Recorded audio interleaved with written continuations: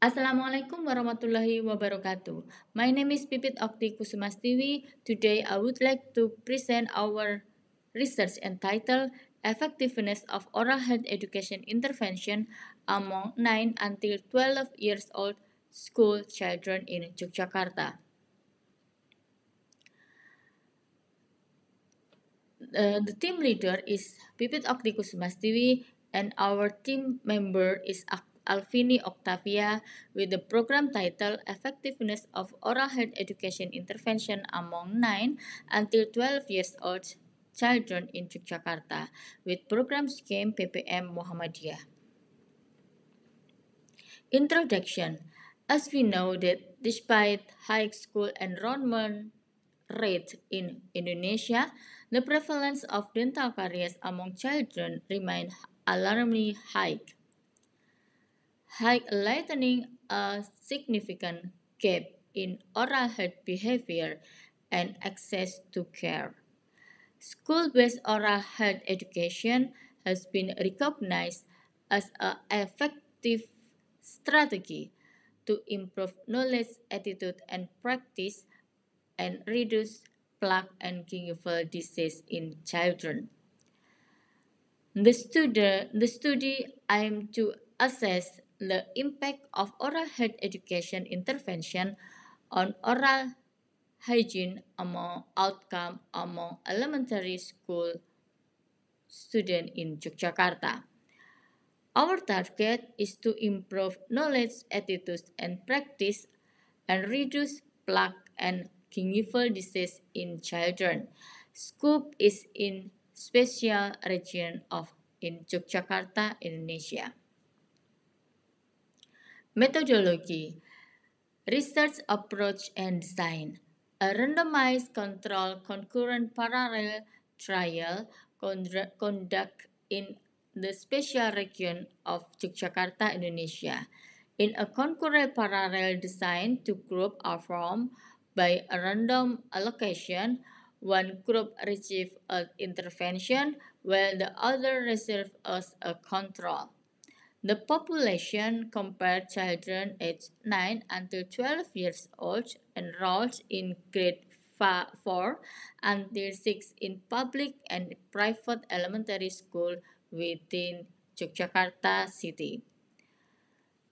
And we use a chi-square test to evaluate association between categorical variable, and we use ANOVA to analyze differences in repeat measurement, and independent test to pairwise comparison between the experimental and the control group for oral hygiene, knowledge, attitude, and practice, plaque index, and gingival disease.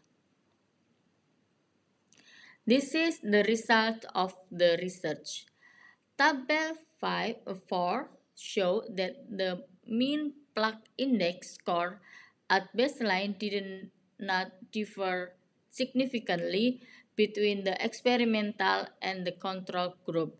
However, intergroup comparison revealed a statistically significant reduction in plaque score and the experimental group at both 3 and 6 month follow-up.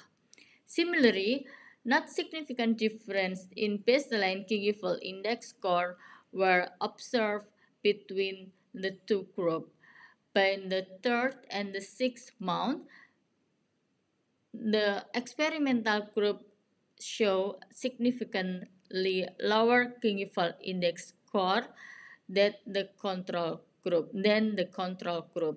With the experimental group, gingival index score demonstrate a marked improvement at 6 months with 40% reduction compared to a minimal 0.7%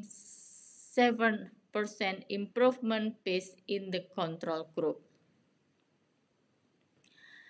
And this is the result too. Presented in Table 5, both plaque index and gingival index score improved significantly at the 3 and 6-month interval in the experimental group.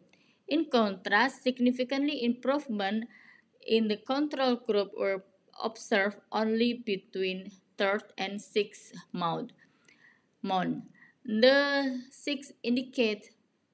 Table 6 indicate that there were no significant difference in the mean or median DMFT score between the experimental and the control group at any time point baseline 3 and 6 months.